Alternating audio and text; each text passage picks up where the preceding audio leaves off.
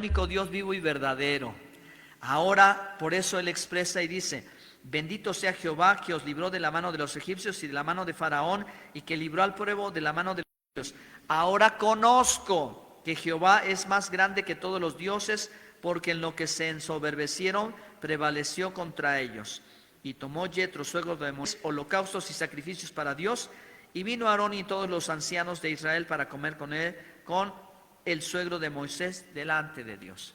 Entonces, hermanos, Jetro es un personaje muy importante, así como podemos leer en la Biblia las historias de Ruth, que era una mujer moabita, y como podemos leer la historia del jefe de los ejércitos de Siria, que era Naamán, me parece, Naamán, y como podemos ver muchas historias a lo largo de la Escritura de personas que no eran de las tribus de Israel, pero que hacen una conversión y se hacen uno con el pueblo. Y a través de estas historias la Biblia nos muestra de la misma manera cuál es nuestra conversión. Una persona que se ha convertido a Cristo es una persona que ha hecho 3 cosas fundamentales de acuerdo al concilio de Jerusalén en Hechos 15. Cuando dijeron: ¿qué haremos con estos gentiles que se convierten al Dios de Israel?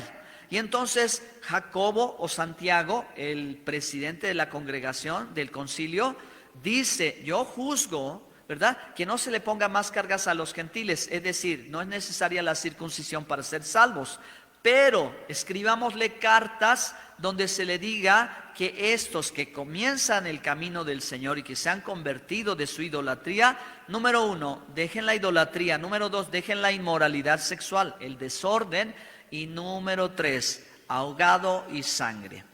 Pero ahogado y sangre más refiere, o sea, no sean sicarios.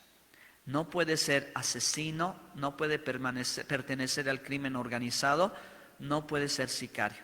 El que se convierte a Cristo, hermanos, vean cómo esto cuenta mucho más en una conversión que solo recordarle a una persona que no coma sangre, ¿verdad?, o un animal ahogado, ¿no? En la traducción del texto griego más hace referencia a ahogado de ahorcado, ¿sí? O sea, no puede participar. La gente que se convierte a Cristo tiene que salir, aunque lo persigan a muerte, pero tiene que salir del crimen organizado. No puede ser cristiano y estar dentro de las filas equivocadas, ¿ok?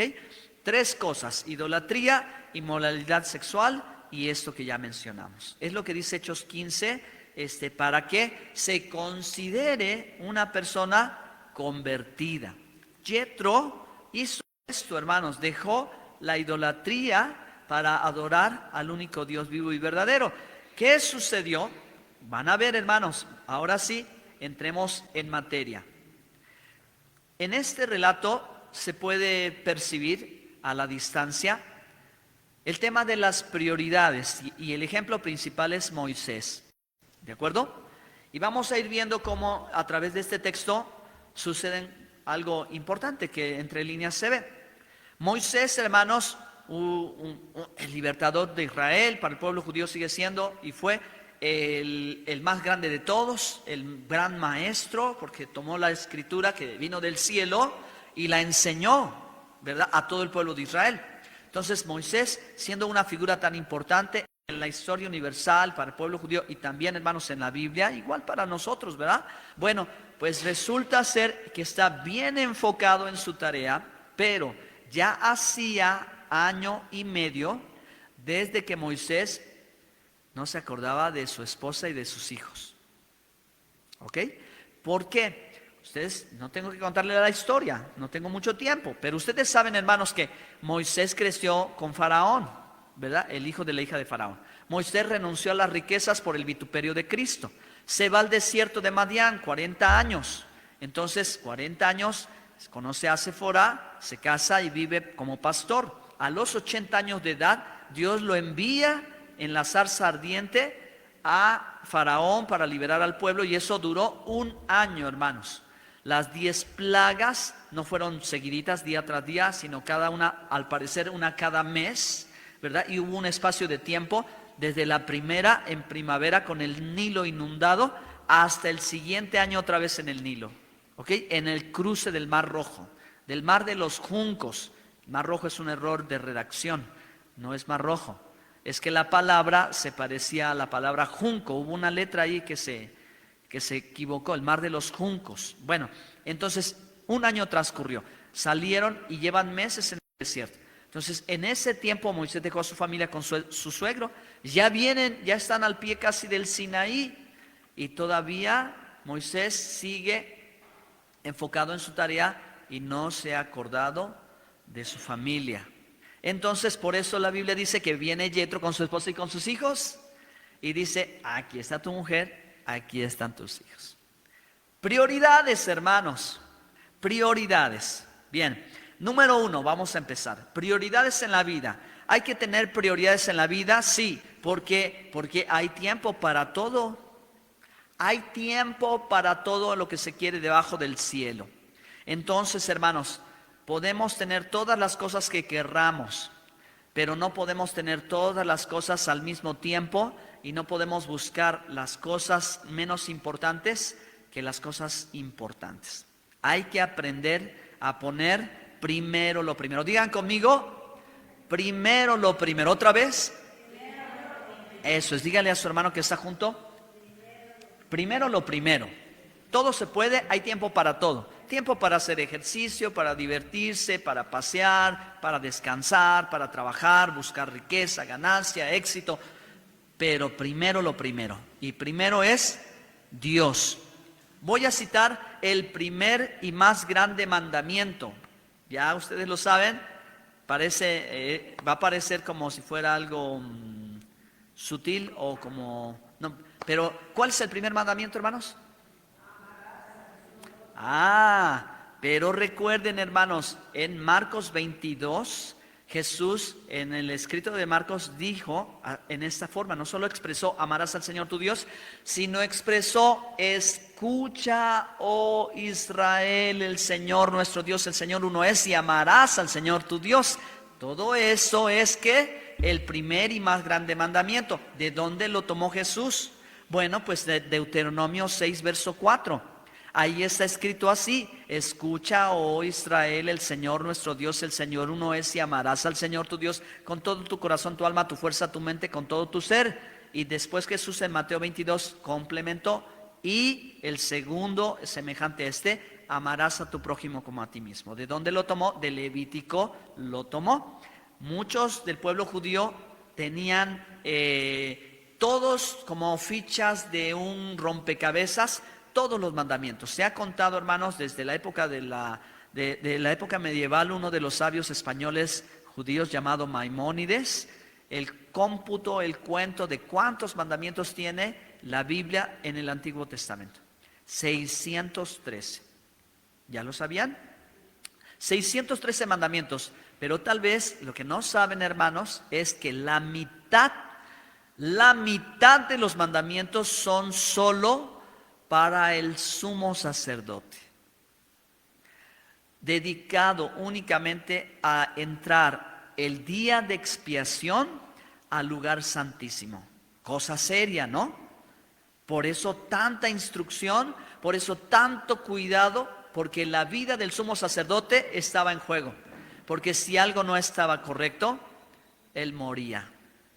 Entonces, en todos los mandamientos que ustedes pueden leer o podemos escuchar de la Biblia, desde el Antiguo Testamento, la mitad es solo para dar la instrucción del cuidado y la santidad y todas las instrucciones que el sumo sacerdote tenía que hacer, porque a través de ello recibiría el pueblo perdón de pecados. Y la otra mitad se divide, hermanos, en las regulaciones de la vida.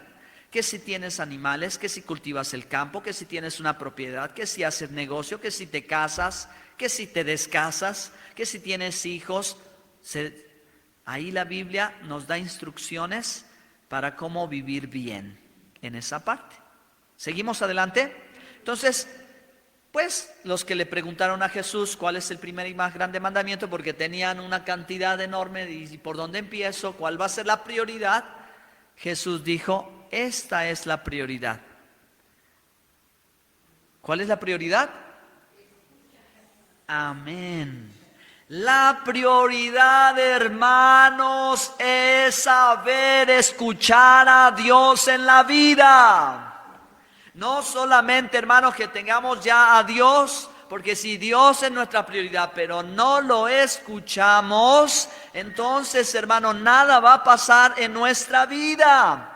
Necesitamos escuchar, porque escuchar es el primer mandamiento, la primera acción. Si yo, hermano, voy a buscar a Dios todos los días, tengo que escuchar qué es lo que Él quiere. Hermanos, Jethro dice aquí, Jethro oyó. Por eso estamos enfatizando, escuchó acerca de lo que Dios había hecho, y la Biblia dice que conoció a Jehová y le ofreció sacrificio, como que fue comprendiendo cuál fue la voluntad de Dios. Vamos a seguir en la importancia de escuchar, porque luego Jethro va con Moisés y le dice, mira tu mujer, mira tus hijos. Y Moisés, ¿qué hizo? Escuchó a su suegro.